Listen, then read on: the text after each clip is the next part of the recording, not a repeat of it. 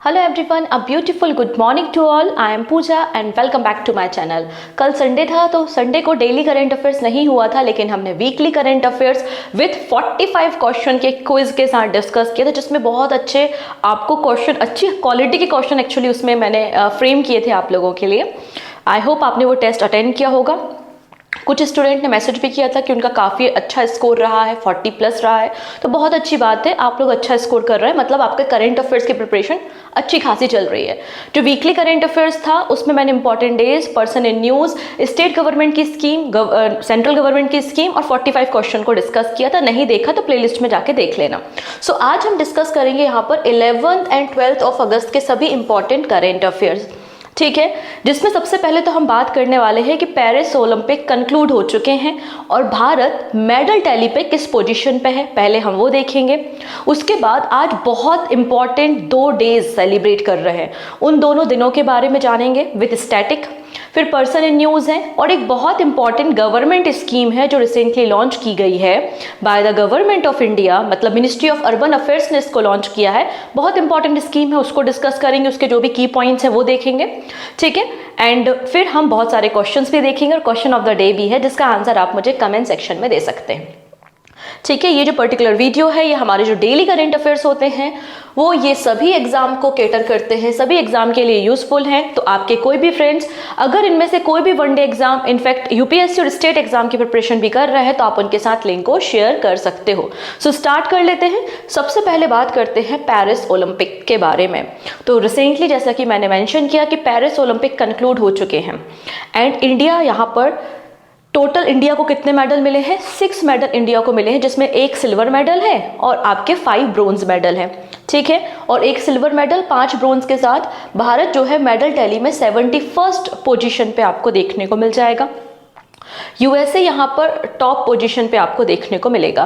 Previous year के comparison में हमारी रेटिंग थोड़ी सी ड्रॉप हुई है। जो लास्ट एडिशन हुआ था टोक्यो ओलंपिक्स का, उसमें हमने टोटल 7 मेडल्स जीते थे और मेडल टैली में हमारी पोजीशन 48 थी। और अभी आप देखेंगे जो नया आपका इस साल का लिस्ट है उसमें 71st एडिशन पे आपको देखने को मिल जाएगा इंडिया, ठीक है। आप देख सकते हैं यूएसए टॉप पोजीशन पे है, सेकेंड नंबर पे चाइना, देन जापान आपको मेडल टैली में टॉप पर देखने को मिलेंगे। और जो होस्ट कंट्री थी मतलब फ्रांस 5th पोजीशन पे आपको मेडल टैली में देखने को मिल जाएगा।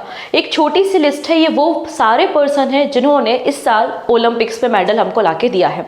तो हमें याद क्या क्या करना है? सबसे पहली चीज़, पेरिस ओलंपिक कंक्लूड हो चुके हैं और इंडिया यहाँ पे टोटल 6 मेडल के साथ 71st नंबर पे है मेडल टैली में। यूएसए टॉप पर है, यूएसए के बाद चाइना आपको देखने को मिलेगा। होस्ट कंट्री थी फ्रांस और फ्रांस 5th पोजीशन पे है। यहाँ पर एक छोटी सी लिस्ट है, ये वो सारे पर्सनालिटी हैं जिन्होंने इस साल पेरिस ओलंपिक में हमको मेडल ला के दिया है। 1 सिल्वर मेडल है, हमें पता है कि जेवलिन थ्रो में नीरज चोपड़ा ने हमको ला के दिया है। इसके अलावा रिमेनिंग आपको ब्रोंज मेडल देखने को मिलेंगे। सो पहला ब्रोंज मेडल ला के दिया था मनु भाकर ने 10 metre air pistol rifle event में, शूटिंग में। उसके बाद मिक्स्ड इवेंट हुआ था मनु भाकर और सरबजोत सिंह का, इन्होंने भी ब्रोंज मेडल लाके दिया है। फिर स्वप्निल कुसाले, इन्होंने भी ब्रोंज मेडल लाके दिया है 50 metre air pistol rifle event में।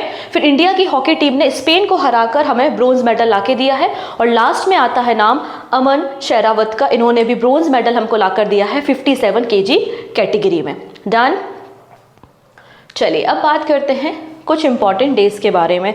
जितने भी पर्सन अभी मैंने डिस्कस किए थोड़ी देर पहले, इनको याद रखना है, इनकी फील्ड याद रखना है। यहाँ से क्वेश्चन 100% बनेगा ही बनेगा, क्योंकि पेरिस ओलंपिक अभी खत्म हुए हैं और आपके पेपर नेक्स्ट मंथ है, तो यहाँ से तो क्वेश्चन बनना 100% तय है। तो जितनी भी जहाँ से भी इंफॉर्मेशन मिल सके अबाउट द ओलंपिक्स, कब हमने, या हॉकी में कब हमने पहली बार गोल्ड जीता था, हॉकी में टोटल हमको कितने मेडल मिले हैं, हॉकी में हमको टोटल कितने गोल्ड मेडल मिले हैं, ये सभी क्वेश्चन इंपॉर्टेंट हो जाते हैं। तो थोड़ा सा डेटा कलेक्ट करो। हालांकि अगर आप डेली करंट अफेयर्स देख रहे हो तो डेली मैंने कुछ ना कुछ स्टैटिक जरूर से डिस्कस किया है पेरिस ओलंपिक पे। तो मैं एक काम करती हूँ, एक पेरिस ओलंपिक पे सेपरेट वीडियो बनाती हूँ जिसमें इतिहास क्या है आपके ओलंपिक्स का, इंडिया का क्या इतिहास है, ठीक है, इंडिया को किस किस स्पोर्ट में कितने मेडल मिले हैं और इंपॉर्टेंट पर्सनालिटी जिन्होंने भारत के लिए मेडल लाके दिया है, और 2024 के ओलंपिक की सारी बातें हम उस पर डिस्कस कर लेंगे। तो ये वीडियो आपके लिए रेडी हो जाएगा आने वाले एग्जाम के लिए। चलिए अब बात करते हैं इंटरनेशनल यूथ डे। आज 12 अगस्त है और 12 अगस्त को हम इंटरनेशनल यूथ डे मनाते हैं। इस दिन की शुरुआत यूनाइटेड नेशन ने की थी 1999 में। ठीक है, अब यहाँ पे बिल्कुल कंफ्यूज मत होना, इंटरनेशनल यूथ डे अलग है और नेशनल यूथ डे अलग है। नेशनल यूथ डे हम जनवरी मंथ में 12 जनवरी को मनाते हैं, जिस दिन बर्थ एनिवर्सरी होती है स्वामी विवेकानंद जी की। और आज हम इंटरनेशनल यूथ डे सेलिब्रेट कर रहे हैं, जिसकी थीम क्या है? तो थीम है from clicks to progress, youth digital pathway for sustainable development. ये आपको थीम मिल जाएगी इंटरनेशनल यूथ डे की। इसके अलावा एक और बहुत इंपॉर्टेंट डे जो आज हम सेलिब्रेट कर रहे हैं उसका नाम है वर्ल्ड एलिफेंट डे। तो वर्ल्ड एलिफेंट डे सिंस 2012 से इस दिन को मनाया जा रहा है। ठीक है, इसका पर्पस यही है कि एलिफेंट को हमें प्रोटेक्ट करना है और जो भी एनिमल और ह्यूमन कॉन्फ्लिक्ट्स होते हैं उसको हमें रिड्यूस करना है। ठीक है, भारत में एट प्रेजेंट 33 आपको एलिफेंट रिजर्व देखने को मिलेंगे और इंडिया का जो पहला एलिफेंट रिजर्व है वो 2001 में सेटअप किया गया था, 2001 में। कहाँ पर? आंसर हो जाएगा झारखंड में। आप देख सकते हैं सिंहभूम एलिफेंट रिजर्व, ये आपको झारखंड में देखने को मिल जाएगा, जो कि 2001 में सेटअप किया गया था। डन इतनी चीजें। इसके अलावा आप देखेंगे इसकी थीम क्या है, तो आप देख पाएंगे कि personifying prehistoric beauty, theological relevance and the environmental importance आपको थीम देखने को मिल जाएगी। अब बात करते हैं प्रोजेक्ट एलिफेंट के बारे में। सो प्रोजेक्ट एलिफेंट को इंट्रोड्यूस किया गया था by the government of India in 1992। 1992 में इसकी शुरुआत हुई थी। अगर हम एशियन एलिफेंट्स के बारे में बात करें, दो तरीके के एलिफेंट्स, एक अफ्रीकन एलिफेंट्स हैं जिनके ऊपर अभी हम डिस्कशन नहीं कर रहे क्योंकि वो इंडिया में नहीं है। हम बात करेंगे एशियन एलिफेंट्स के बारे में, इनका क्या स्टेटस है। तो आप देख पाएंगे कि एशियन एलिफेंट आपको इंडेंजर कैटेगरी में मिलते हैं IUCN के रेड लिस्ट में। इसके अलावा वाइल्ड लाइफ प्रोटेक्शन एक्ट 1972 के शेड्यूल 1 में इंक्लूड किया गया है और साइट्स की अपेंडिक्स 1 में इनको इंक्लूड किया गया है। ठीक है, एशियन एलिफेंट की 3 सब स्पीसीज मिलती हैं, एक इंडियन स्पीसीज है, एक सुमात्रन है और आपको श्रीलंकन देखने को मिल जाएगी। अब यहाँ पे आप देख सकते हैं 33 आपके एलिफेंट रिजर्व कहाँ पर है। तो आपको एक चीज आप नोटिस कर रहे होंगे, ये वाला जो आपका वेस्टर्न इंडिया वाला पोर्शन है एक तरीके से, वहां पर या नदर्न इंडिया में आप देखोगे तो नहीं है एलिफेंट रिजर्व। लेकिन अगर आप ईस्ट में जाते हो, नॉर्थ ईस्टर्न स्टेट है या फिर अपना यहाँ साउथ में आप देखिएगा, ये जो वाला एरिया है आपका वेस्टर्न घाट, वेस्टर्न घाट में आपको बहुत अधिक संख्या में एलिफेंट्स देखने को मिलते हैं, स्पेशली इन कर्नाटका। ठीक है, वही नॉर्थ ईस्टर्न स्टेट में जैसे कि आसाम वगैरह है, वहां पर भी आपको एलिफेंट बड़ी संख्या में मिलते हैं। तो आपको एक पॉपुलेशन का एक आइडिया हो रहा है कि कहां पर आपके एलिफेंट रिजर्व है। तो ये लोकेशन से आप समझ पाएंगे कि एलिफेंट रिजर्व कहां पर आपको देखने को मिलेंगे। और पहला एलिफेंट रिजर्व सिंहभूम झारखंड में सेटअप किया गया था और प्रेजेंटली 33 एलिफेंट रिजर्व है। जो लास्ट टाइम सेंसस हुई थी 2017 में, 2017 में जो सेंसस हुई थी एलिफेंट की, उनके अकॉर्डिंगली हमारी कंट्री में 29,964 मतलब अप्रोक्सीमेटली 30,000 के आसपास एलिफेंट्स है। और मैक्सिमम नंबर, ये हाईएस्ट नंबर ऑफ एलिफेंट्स आपको कर्नाटका में देखने को मिलेंगे, उसके बाद Assam and then Kerala.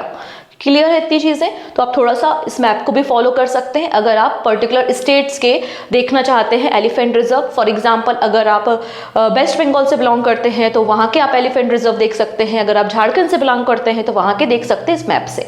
Okay, चलिए नेक्स्ट बात कर लेते हैं। अब यहाँ पर आसाम गवर्नमेंट ने क्या किया है, लगातार जो ह्यूमन और एलिफेंट कॉन्फ्लिक्ट इंक्रीज होते जा रहे थे तो उसको रिड्यूस करने के लिए आसाम गवर्नमेंट ने, या आसाम में एक NGO है बेसिकली, उसने एक एप्लीकेशन लॉन्च किया जिसका नाम है हाथी ऐप। तो हाथी ऐप किसने लॉन्च किया है? आसाम ने लॉन्च किया है। और अरण्यक मतलब आपका फॉरेस्ट होता है, तो अरण्यक करके एक NGO है जो कि गुवाहाटी में, उन्होंने इस मोबाइल एप्लीकेशन को बनाया है। जब इतनी सारी बातें हमने हाथियों के बारे में बात कर ली है तो एक बहुत इंपॉर्टेंट पर्सन, मुझे लगता है कि ये पर्सन आपको किसी सेट में मिलेंगी। ठीक है, जो मेरा पास्ट 10 इयर्स का एक्सपीरियंस है उस एक्सपीरियंस से बोल रही हूँ कि ये नाम आपको मिलेगा। ठीक है, और हो सकता है अभी तक किसी एग्जाम में पूछा भी जा चुका हो, क्योंकि सारे पेपर तो अभी मैंने देखे नहीं है, जो भी पेपर हुए हैं हो सकता है कि पूछ भी लिया गया हो अभी तक। ठीक है, ये हमारी इंडिया की पहली एलिफेंट महावत है, पहली महावत है बेसिकली। ठीक है, इनका नाम क्या है आप देख सकते हैं, पार्वती बारुआ है, आसाम से है, सोशल वर्कर है और अभी 2024 में ही इनको पद्मश्री दिया गया है। ठीक है, 2024 में ही पद्मश्री दिया गया है। अच्छा देखो, जब आप अगर आपने एप्लीकेशन डाउनलोड नहीं किया तो मैं आपको एक बात बताना चाहती हूँ। जब आप प्ले स्टोर में जाके पूजा जैन क्लासेस एप्लीकेशन को डाउनलोड करोगे ना, वहाँ पर जो मैगजीन वाला सेक्शन है वहाँ पे फ्री में एक PDF डली हुई है पद्म अवार्ड की। तो पद्म अवार्ड में बेसिकली मैंने पता है क्या किया है, जो इम्पोर्टेंट स्पोर्ट पर्सन हैं उनको पद्म अवार्ड मिले हैं। आपके पद्म विभूषण जो अवार्ड है, पद्म भूषण अवार्ड और पद्मश्री तो बहुत सारे होते, तो आपके स्पोर्ट्स के अलग, मैंने ये जो सोशल वर्क और आर्ट एंड कल्चर में जिनको दिया तो ये अलग अलग है, वहाँ पर भी आपको इनका नाम मिलेगा। ठीक है, तो आप उस PDF को फ्री में है वो, आप उसको डाउनलोड कर सकते हो और पढ़ सकते हो। तो आपको देख तो कैटेगरी समझ में जाएगी, कितने फीमेल को दिए गए हैं, कितने NRI पर्सन को दिए गए हैं, कितने पर्सन है जो मरणोपरांत उनको पद्म अवार्ड मिला है, और इस तरीके की सारी बातें वहाँ पर मिल जाएंगी। ठीक है, मेरा सजेशन है अगर आपको सही लगे तो आप एप्लीकेशन को डाउनलोड करके वहाँ से PDF डाउनलोड कर सकते हो। ठीक है, चलिए, इसके अलावा जब आप एप्लीकेशन को डाउनलोड करते हैं तो आपको एक मैगजीन भी मिलेगी। ये जुलाई 2024 की मंथली मैगजीन है, जिसमें आपको एडिशनल एक फाइल मैंने अटैच की है, जिसमें आपको 150 MCQ भी देखने को मिलेंगे जुलाई मंथ के। इसके अलावा इंडेक्स आपको दिख रहा है, ये सारे टॉपिक वहाँ पर कवर किए गए हैं। This is your index. और पॉलिटी टेस्ट सीरीज भी लाइव हो चुकी है, आप इसको भी यूज़ कर सकते हैं, ज्वाइन कर सकते हैं अपनी प्रिपरेशन करने के लिए, क्योंकि टॉपिक वाइज है। मतलब अभी मैंने 6 टॉपिक पे वीडियो, मतलब 7 टॉपिक्स पे जो टेस्ट है वो अपलोड हो चुके हैं। तो आप पर्टिकुलर टॉपिक को पढ़िए, जैसे फॉर एग्जांपल कैग को पढ़ा और कैग से रिलेटेड क्वेश्चन पेपर को सॉल्व कर लिया, तो आपको सारी बातें पता चल जाएंगी। क्योंकि जब आप किसी पॉलिटी की बुक से या कहीं से भी कुछ पढ़ते हैं तो आपको एक सर्टेन जानकारी ही मिलती है, प्रीवियस ईयर के क्वेश्चन कवर नहीं हो पाते, लेकिन आप टेस्ट सीरीज देते हो अगर तो आपको और भी ज़्यादा नॉलेज बूस्ट हो जाता है। ठीक है, चलिए अब बात करेंगे कुछ इंपॉर्टेंट पर्सन। यहाँ पर आपको देखने को मिल रही है हमारी प्रेसिडेंट ऑफ इंडिया। जैसा कि मैंने मेंशन किया था कुछ दिन पहले कि हमारी जो प्रेसिडेंट है वो 3 कंट्रीज़ की विजिट पे गई हुई थी। तिमोर लेस्ते, जिसको ईस्ट तिमोर कहा जाता है, इसके अलावा Fiji and New Zealand. And Fiji और तिमोर लेस्ते में जाने वाली पहली हमारी कंट्री की प्रेसिडेंट कौन है? द्रौपदी मुर्मू है। तो कुछ समय पहले इनको फिजी का भी जो हाईएस्ट सिविलियन अवार्ड था वो दिया गया था। सिमिलर यहाँ पे तिमोर लेस्ते, आप देखेंगे ये इनका अवार्ड है, कितना सही दिख रहा है अवार्ड। ठीक है, तो ये तिमोर लेस्ते, जिसको ईस्ट तिमोर भी कहा जाता है, इसका हाईएस्ट सिविलियन अवार्ड किसको दिया गया है? President of India Droupadi Murmu को दिया गया है। और इस अवार्ड का नाम क्या है? Grand collar of order of Timor Leste, ये अवार्ड दिया गया है। किसने दिया है? तिमोर लेस्ते के प्रेसिडेंट है जिनका नाम है जोस रामोस होर्ता, इन्होंने ये अवार्ड इनको यहाँ पर दिया हुआ है। ठीक है, अब जब प्रेसिडेंट गई थी तो ऑब्वियसली बात है कुछ ना कुछ एग्रीमेंट तो साइन हुए ही होंगे। तो 3 इंपॉर्टेंट एग्रीमेंट इंडिया और तिमोर लेस्ते के बीच में साइन हुए हैं। कौन कौन से हैं वो एग्रीमेंट? पहली चीज तो प्रसार भारती ऑफ इंडिया, मतलब हमारा प्रसार भारती कोलैबोरेट करेगा public broadcaster of the Timor Leste, और दोनों रेडियो टेलीविजन के ऊपर काम करेंगे। इसके अलावा क्या कहा गया है? किसी भी प्रकार के वीजा की रिक्वायरमेंट नहीं होगी for official and diplomatic passport holder. No visa required for the official and diplomatic passport holder. इसके अलावा दोनों कंट्री कल्चर एक्सचेंज प्रोग्राम के अंदर कॉर्पोरेशन कर रही हैं। तिमोर लेस्ते, जिसको ईस्ट तिमोर भी कहा जाता है, सबसे पहले इसकी लोकेशन समझते हैं।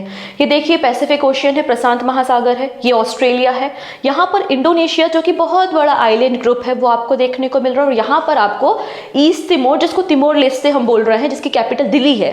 क्या कैपिटल है इसको? दिल्ली। और याद कीजिए जब इनको इन्वाइट किया गया था तो हमने यहाँ पे एक हमारा प्रोजेक्ट भी चल रहा है, दिल्ली टू दिल्ली, कनेक्टिविटी के लिए, दिल्ली टू दिल्ली। ये जो प्रोजेक्ट है वो इसी के साथ हमारा रन हो रहा है। तो यहाँ पर आप देख सकते हैं दिल्ली इसकी कैपिटल है। क्लियर है?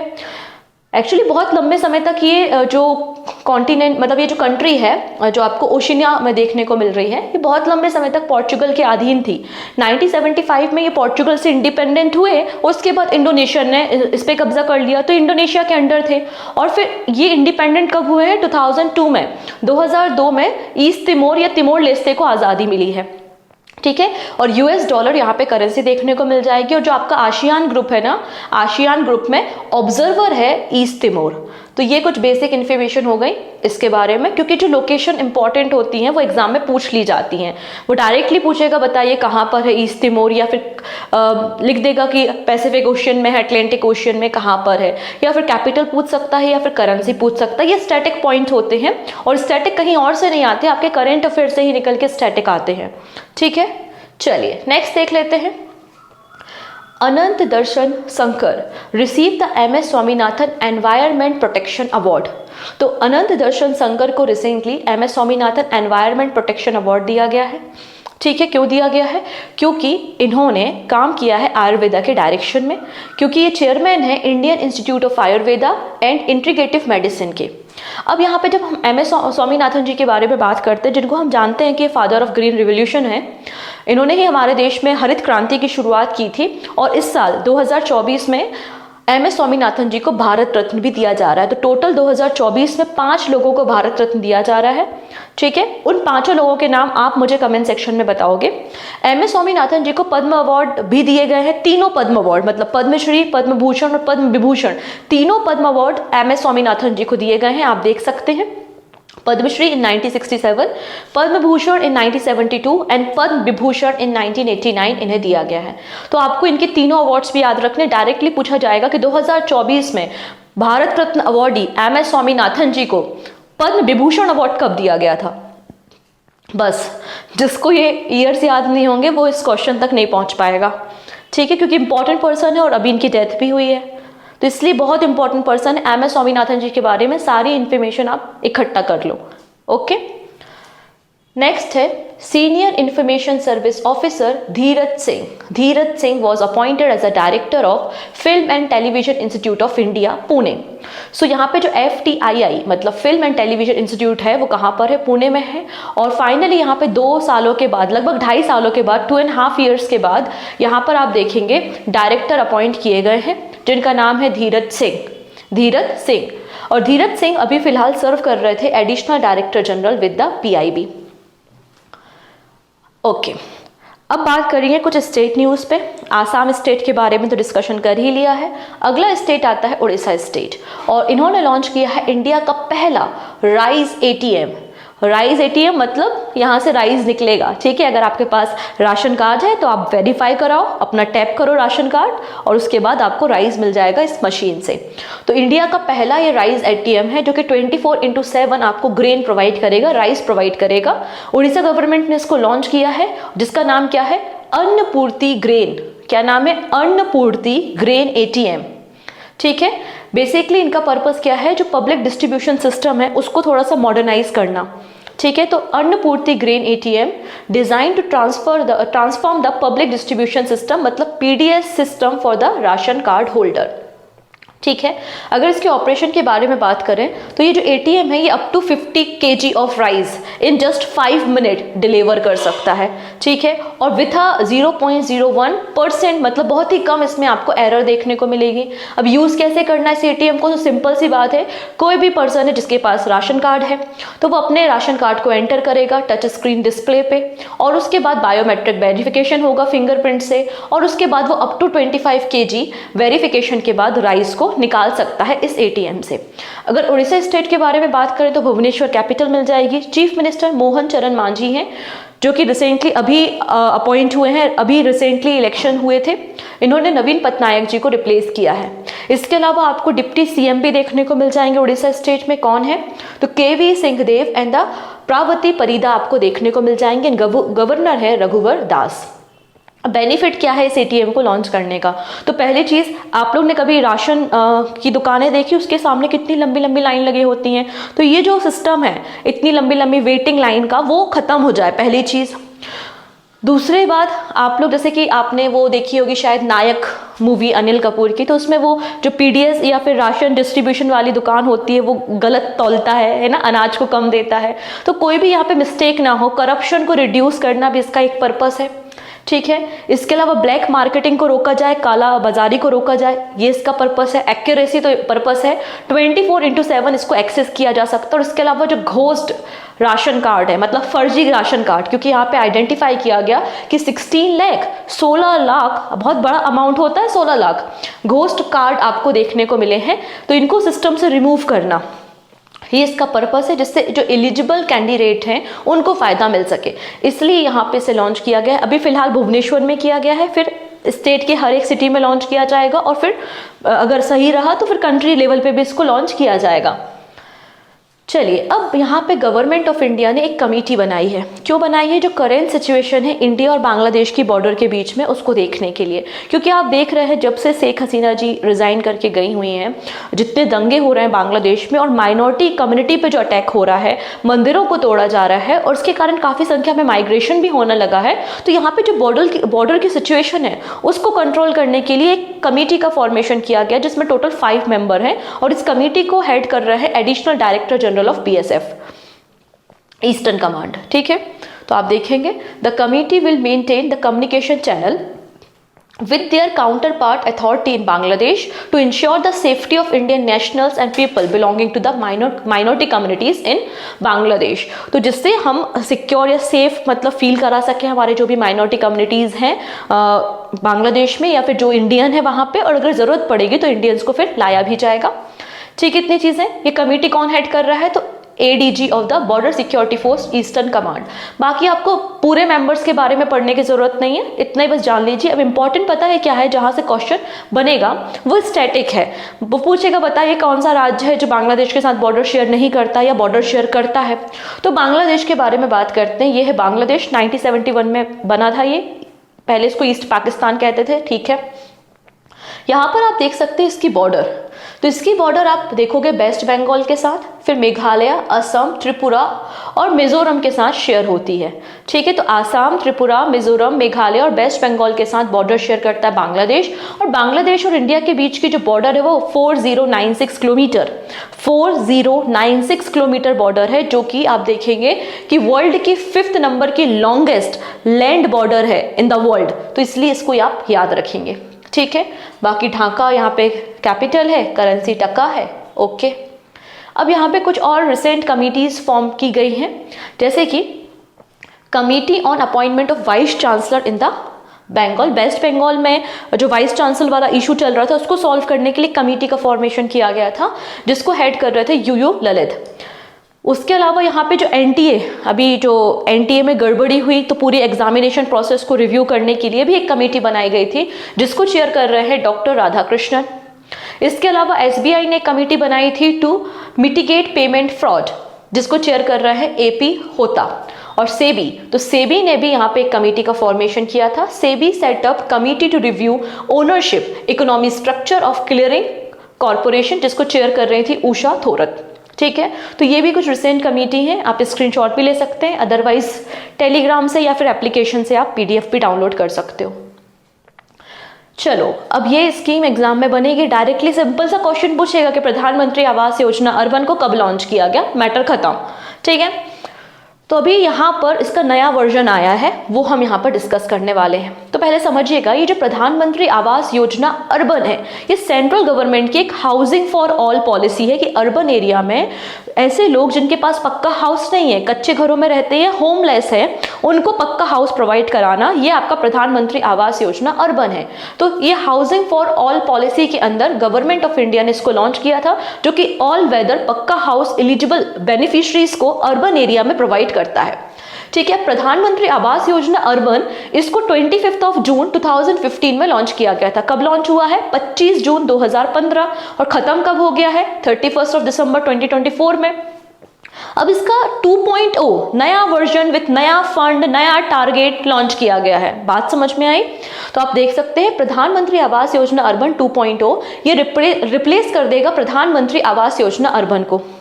ठीक है, तो ये बात यहाँ पर कैबिनेट ने अप्रूवल कर दिया है, और यहाँ पर बोला गया है कि 1 करोड़ अर्बन पुअर्स के लिए घर बनाए जाएंगे, पक्का हाउस बनाया जाएगा, जिसके लिए फंड कितना रखा है आप देख सकते हैं, 10 लाख करोड़ रुपीस का फंड है फॉर 5 ईयर्स। तो 5 सालों में सेंट्रल गवर्नमेंट 10 लाख करोड़ रुपया खर्च करेगी, और 1 करोड़ अर्बन पुअर के लिए, जो शहरी क्षेत्र में रहने वाले गरीब हैं, EWS कैटेगरी में आते हैं, मिडिल क्लास है या लो इनकम ग्रुप में आते हैं, उनके लिए पक्का हाउस, वो भी ऑल वेदर पक्का हाउस प्रोवाइड करेगा। ये नया स्कीम रिसेंटली लॉन्च किया गया है बाय द कैबिनेट। बात समझ में आई? तो आपको ओल्डर स्कीम में याद रखना है। ओल्डर स्कीम कब लॉन्च हुई थी? तो 25 जून 2015 में लॉन्च हुई थी। एंड कब हुई? 31 दिसंबर 2024 में हुई। इसको ही रिवाइज किया गया है, या कह सकते हो इसी का एक अपग्रेडेड वर्जन लॉन्च किया गया है विथ न्यू टारगेट, जिसमें 1 करोड़ घर बनाना है। ठीक है, 10 लाख करोड़ रुपए हम आपको देंगे। ये इनका पर्पस है 5 सालों के लिए। डन, इतनी चीजें वही लिखा है यहाँ पे। वही 1 करोड़ हाउसेस के बारे में बात की है। नोडल मिनिस्ट्री कौन हो जाएगी? Ministry of housing and urban affairs हो जाएगी। ओके, अब बेनिफिशरीज कौन होंगे? तो यहाँ पे बेनिफिशरीज के लिए कुछ क्राइटेरिया है। पहली चीज तो EWS मतलब इकोनॉमिकली वीकर सेक्शन। तो इकोनॉमिकली वीकर सेक्शन अगर कोई पर्सन है, अगर उसकी फैमिली की annual income up to 3 lakh rupees है, अगर 3 लाख से ज्यादा है तो आप एलिजिबल नहीं है। अगर 3 लाख से आपकी एनुअल इनकम कम है तो आप एलिजिबल हैं और बेनिफिशरी बन सकते हैं। नेक्स्ट है लो इनकम ग्रुप। तो लो इनकम ग्रुप वाले जो है, अगर उनकी एनुअल इनकम 3 लाख से 6 लाख के बीच में है तो आप एलिजिबल हो सकते हैं। फिर मिडिल इनकम ग्रुप, तो मिडिल इनकम ग्रुप जिनकी एनुअल इनकम 6 लाख से 9 लाख के बीच में है तो वो यहाँ पर बेनिफिशियरी हो सकते हैं। तो 3 कैटेगरी है, EWS, LIG और MIG, ठीक है, जिसके लिए अलग अलग आपको बजट, मतलब जो अलग अलग इनकी एनुअल इनकम या क्राइटेरिया है वो थोड़ा सा याद रखेंगे। इसके अलावा ये जो स्कीम है ना, ये सेंट्रली स्पॉन्सर्ड स्कीम है। मतलब यहाँ पर पूरा का पूरा जो 10 लाख करोड़ की बात की गई है वो पूरा का पूरा सेंट्रल गवर्नमेंट नहीं देने वाली है, ठीक है। यहाँ पे सेंट्रल गवर्नमेंट और स्टेट गवर्नमेंट के बीच में फंड को शेयर किया जाएगा इन द फिक्स्ड रेशियो। अगर हम बात करते हैं नॉर्मल स्टेट जैसे कि MP है, झारखंड है, वेस्ट बंगाल है, ये जो नॉर्मल स्टेट्स हैं इनमें आपको जो रेशियो मिलेगा वो 60:40 का रेशियो है। मतलब 60% कॉन्ट्रीब्यूट कौन करेगा, सेंट्रल गवर्नमेंट, और 40% कॉन्ट्रीब्यूट कौन करेगा, स्टेट गवर्नमेंट। लेकिन यहाँ पे ऐसी कुछ यूनियन टेरिटरी है जिसमें लेजिस्लेचर भी है, विधानसभा है, जैसे कि दिल्ली। तो ऐसी यूनियन टेरिटरी जिसमें लेजिस्लेचर है उसमें ये जो रेशियो है वो 90:10 का होगा। 90% फंड देगी सेंट्रल गवर्नमेंट और 10% फंड देगा स्टेट गवर्नमेंट, ठीक है। लेकिन हमारे देश में ऐसी भी तो कुछ यूनियन टेरिटरी है जिसमें लेजिस्लेचर नहीं है, तो ऐसी सब यूनियन टेरिटरी में 100% पैसा कौन देने वाला है, सेंट्रल गवर्नमेंट देने वाला है, ठीक है। अब इसके अलावा यहाँ पर एक और इसका सबसेक्शन है, इंटरेस्ट सब्सिडरी स्कीम। मतलब अगर कोई भी बेनिफिशियरी है वो अपना घर बनाना चाहता है तो उसको यहाँ पे लोन प्रोवाइड किया जाएगा up to 25 lakh rupees, 25 lakh रुपए तक का लोन प्रोवाइड किया जाएगा, जिसमें आपको यहाँ पे 4% इंटरेस्ट सब्सिडरी भी प्रोवाइड की जाएगी। और सब्सिडरी जो है वो 5 साल के लिए होगी। मतलब आपके जो मैक्सिमम सब्सिडरी है वो 1.80 लाख रुपीज हो सकती है, ठीक है। लिखा हुआ है the subsidiary will be provided in the 5 yearly instalment with a maximum subsidiary of 1.80 lakh rupees, ठीक। चलिए अब बात करते हैं बार्कले बैंक के बारे में। तो बार्कले बैंक एक्चुअली ब्रिटेन का एक बैंक है और इसने इंडिया में 1990 में अपना ऑफिस स्टार्ट किया था, ठीक है। तो इन्होंने हुरन इंडिया के साथ मिलकर एक रिपोर्ट को पब्लिश किया है जिसका नाम है बार्कले हुरन इंडिया रिपोर्ट। इस रिपोर्ट में बेसिकली इंडिया में जो भी रिचेस्ट फैमिलीज हैं उनकी लिस्ट पब्लिश की गई है। तो हम सभी को पता है सबसे रिच फैमिली इंडिया की कौन सी है, अंबानीज फैमिली है, अंबानी की फैमिली है। और अंबानी के पास जो टोटल वेल्थ है वो 10% ऑफ इंडियाज GDP है। शायद इसलिए ये चाहते हैं कि इंडिया की GDP के बराबर मेरी वेल्थ हो जाए, इसलिए शायद इन्होंने रिचार्ज भी बढ़ा दिया, राइट। जो भी है, मजाक कर रही हूँ मैं, 10% आपको इंडिया की GDP की इनको वेल्थ देखने को मिल जाएगी। So according to the recently released 2024 Barclay Private Client Huron India Most Valuable Family Business List report, जिसमें अंबानी फैमिली की जो कंबाइंड वेल्थ है वो है 25.75 ट्रिलियन रुपीज, जो कि इक्वल है 10% ऑफ इंडिया GDP। इसके अलावा इस रिपोर्ट में ये कहा गया है जो टॉप 3 फैमिलीज है या सबसे टॉप 3 वेल्दीस्ट फैमिली है, एक तो अंबानी की फैमिली फर्स्ट नंबर पे है, सेकंड आती है बजाज फैमिली और तीसरे नंबर पे आती है बिरला फैमिली। और अंबानी, बजाज और बिरला की जो टोटल वेल्थ है वो सिंगापुर की GDP के बराबर है, ठीक है। ये बात इस रिपोर्ट में कही गई है। नेक्स्ट, अब ये क्वेश्चन एग्जाम में बन सकता है क्योंकि आपके हिस्ट्री को कवर करता है विद करंट अफेयर्स के साथ, okay. So Kakori train action century festival, तो 100 साल हो गए हैं जो काकोरी, एक्चुअली आपको अगर याद होगा 2021 में क्या किया गया था, जो काकोरी कांड, जनरली हम यूज करते हैं ना वर्ड काकोरी कांड या काकोरी कॉन्स्पिरेसी, इसका नाम चेंज करके क्या कर दिया था, इसको कर दिया था काकोरी ट्रेन एक्शन। क्योंकि वो कोई कांड नहीं था, वो कोई कांड नहीं था, वो तो हमारे फ्रीडम फाइटर्स थे जिन्होंने काकोरी ट्रेन थी उससे क्या किया था, फंड को लूटने का काम किया था, वो भी इंडिया के वेलफेयर के लिए भी, तो वो कांड कैसे हो सकता है, राइट। इसलिए इसका नाम चेंज करके क्या कर दिया था, काकोरी ट्रेन एक्शन कर दिया गया था। इसलिए कोई भी अब काकोरी कांड वर्ड यूज नहीं करेगा कभी भी, okay. So Kakori train action century festival Uttar Pradesh government ने स्टार्ट किया है, इनॉग्रेट किया है, क्योंकि 10 ईयर कंप्लीट हो चुके हैं Kakori train action, 100 year complete हो चुके हैं, 100th एनिवर्सरी सेलिब्रेट हो रही है काकोरी ट्रेन एक्शन की, जिससे यहाँ पर लोगों को, ये यूथ को एडुकेट कर सके और स्कूल चिल्ड्रंस को भी बता सके अबाउट दिस डे। अगर हम बात करेंगे काकोरी ट्रेन एक्शन के बारे में तो ये कब हुआ था, डेट याद रखेंगे, 9 अगस्त 1925 को, 9 अगस्त 1925 को ये दिन हुआ था। मतलब ये जो इंसिडेंट हुआ था वो कब हुआ था, 9 अगस्त 1925 को हुआ था। एक ट्रेन थी जो कि काकोरी स्टेशन, जो कि कुछ दूरी पर है लखनऊ से, लगभग 16 किलोमीटर की दूरी पर लखनऊ से आपको देखने को मिलेगा। वहां पर ट्रेन को मतलब ट्रेन में चोरी की गई थी, रॉबरी की गई थी, किसके द्वारा, HRA हिंदुस्तान रिपब्लिक एसोसिएशन के द्वारा, जिसके अगर हम कुछ इंपॉर्टेंट लीडर्स देखेंगे तो आप देख पाएंगे राम प्रसाद बिस्मिल जी, अशफाक उल्लाह खां, ये कुछ इंपॉर्टेंट लीडर्स आपको देखने को मिलेंगे जिन्होंने इस एक्शन को कंक्लूड किया था। ये जो ट्रेन थी इसका नाम क्या था? नंबर 8 डाउन ट्रेन, जो कि चल रही थी कहाँ से कहाँ तक के बीच में, तो आप देख पाएंगे शाहजहांपुर एंड लखनऊ के बीच में ये ट्रेन आपको देखने को मिल जाएगी, और जिसमें ब्रिटिश ट्रेजरी रखी हुई थी, डिपॉजिट था इसमें, तो ट्रेजरी बैग्स को लूटने का काम किया गया था। ट्रेन में ऑलरेडी बैठे हुए थे कौन? राजेंद्र नाथ लहरी। जैसे ही स्टेशन के पास से ट्रेन गुजरती है और इन्होंने ट्रेन को स्टॉप करने के लिए चेन को पुल करने का काम किया था। इसका रिजल्ट क्या हुआ था? तो अनफॉर्चुनेटली रिजल्ट ये हुआ था कि राम प्रसाद बिस्मिल जी और अशफाक उल्लाह खां और रोशन सिंह जी को 9 दिसंबर 1927 में फांसी की सजा दे दी गई थी because of this Kakori conspiracy. Okay, इसके अलावा योगी आदित्यनाथ जी की गवर्नमेंट ने मिनिस्ट्री ऑफ रेलवे के साथ भी कोलैबोरेशन किया है कि 12 कोच की 12 डब्बों की 12 कोच की काकोरी शौर्य गाथा एक्सप्रेस को चलाया जाए, जिसमें बेसिकली हमारा जो भी, क्योंकि भी हम 78th इंडिपेंडेंस डे सेलिब्रेट करने वाले हैं, तो हमारा जो फ्रीडम स्ट्रगल है उसके एपिसोड्स को यहाँ पर दिखाया जाए। तो क्या ट्रेन का नाम होगा? काकोरी शौर्य गाथा एक्सप्रेस। ठीक है, इतनी चीज़ें। चलिए, ये आज की लास्ट न्यूज़ है, फिर हम कुछ क्वेश्चन आंसर को देखेंगे। इंडियन एयरफोर्स रिटर्न आ चुकी है। एक्चुअली हमारी इंडियन एयरफोर्स कहाँ पे गई थी? मलेशिया गई थी। क्यों गई थी? एक्सरसाइज उदार शक्ति में पार्टिसिपेट करने के लिए, और सुखोई 30 MKI एयरक्राफ्ट ने पार्टिसिपेट किया था। तो Indian air force contingent of the 7 Sukhoi 30 MKI return to India on 10 August, क्योंकि इन्होंने एक्सरसाइज को, जो बायलिटरल एक्सरसाइज थी between India and Malaysian air force के बीच में, उसको कंक्लूड कर दिया गया है। मलेशिया के साथ ये एक्सरसाइज हुई थी। एक्सरसाइज का नाम क्या है? उदार शक्ति एक्सरसाइज आपको देखने को मिलेगी। अब सुखोई 30 जो है, हमें सबको पता है कि रशिया इसको यूज करता है और रशिया से हमने लिया है।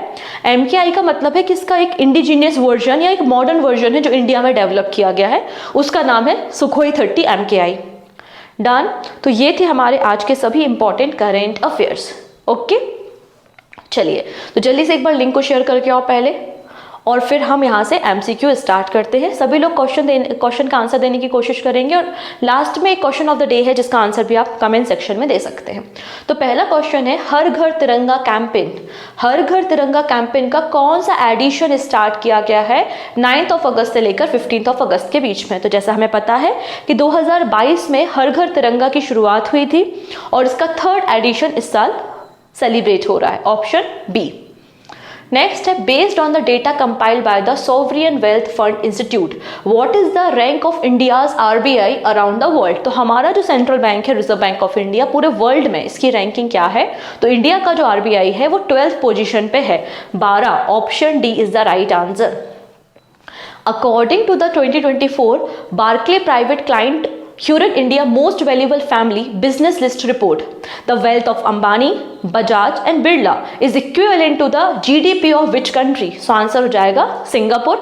थोड़ी देर पहले ही हमने डिस्कशन किया है, मतलब ऑप्शन सी बिल्कुल सही है। Next, Aman Sherawat became the youngest Indian to win an Olympic medal after he won a bronze medal in the men's freestyle blank wrestling event at the Paris Olympic.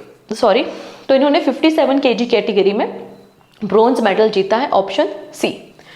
Next है, recently Orissa government ने India का पहला rise ATM introduce किया है। इस ATM का नाम क्या है? तो नाम है Annapurti grain ATM। Annapurti grain ATM, मतलब option D is the right answer. Next, government of India ने एक कमेटी का फॉर्मेशन किया है to monitor the current situation on the India Bangladesh border. Who will chair the committee? इस कमेटी को chair कौन करेंगे? तो जो ईस्टर्न कमांड के एडिशनल डायरेक्टर जनरल हैं BSF के, वो इसको हेड करेंगे, मतलब ऑप्शन नंबर सी।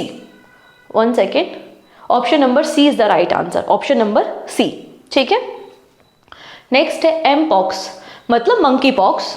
रिसेंटली न्यूज़ में देखा गया। तो ये बीमारी किस पैथोजन के कारण होती है? Monkey pox. तो मैंने आपको, अगर जो पहले से मुझे जानते हैं और साइंस की सीरीज मेरे साथ पढ़ी हुई है, तो आपको पता होगा कि जितने भी पॉक्स होते हैं, chicken pox, small pox, monkey pox, तो जितने भी ये पॉक्स है किसके कारण होते हैं? वायरस के कारण होते हैं। तो ये मंकी पॉक्स भी किसके कारण होगा? वायरस के कारण होगा। रिसेंटली न्यूज़ में क्यों है? क्योंकि WHO ने एक इमरजेंसी मीटिंग बुलाई है, क्योंकि मंकी पॉक्स के जो केसेस है वो लगातार इंक्रीज होते जा रहे हैं कॉन्गो में। ठीक है, पहली बार ये जो मंकी पॉक्स का केस देखा गया था, ये भी कॉन्गो में ही देखा गया था। मंकी पॉक्स एक जेनेटिक डिसीज है जो कि जानवरों से इंसानों में फैल जाती है। ठीक है, नेक्स्ट है, which state recently launch the हाथी ऐप? हाथी ऐप किसने लॉन्च किया है? तो आसाम गवर्नमेंट ने इसको लॉन्च किया है। ठीक है, and this is your question of the day. Check truncation system, CTS, इसके ऊपर हमने डिस्कशन किया था, जिसमें मैंने आपके साथ डिस्कशन किया था कि RBI की जो मॉनेटरी पॉलिसी आई है उसमें RBI ने कहा है कि जो T+1 साइकिल है चेक को क्लियर होने के लिए, उसको हम रिड्यूस करके, मतलब सिमिलर डे में 3 to 4 आवर्स में आपके चेक क्लियर हो जाएंगे। अब यहाँ पे जो CTS सिस्टम है जो रिसेंटली न्यूज़ में है, इसका पर्पस क्या है, क्यों ये न्यूज़ में है, या क्या काम करता है? 4 ऑप्शन आपको दिख रहे हैं, सही आंसर आप मुझे कमेंट सेक्शन में प्रोवाइड करेंगे। ओके है जी। सो ये थे आज के हमारे सभी इंपॉर्टेंट करेंट अफेयर्स। सो मिलते हैं नेक्स्ट वीडियो में। इसके अलावा आप मुझे इंस्टा पे भी फॉलो कर सकते हैं, मैंने कल ही अकाउंट बनाया है ठीक है, तो आप बिल्कुल इसमें मुझे फॉलो कर सकते हैं। So thank you, take care and bye bye.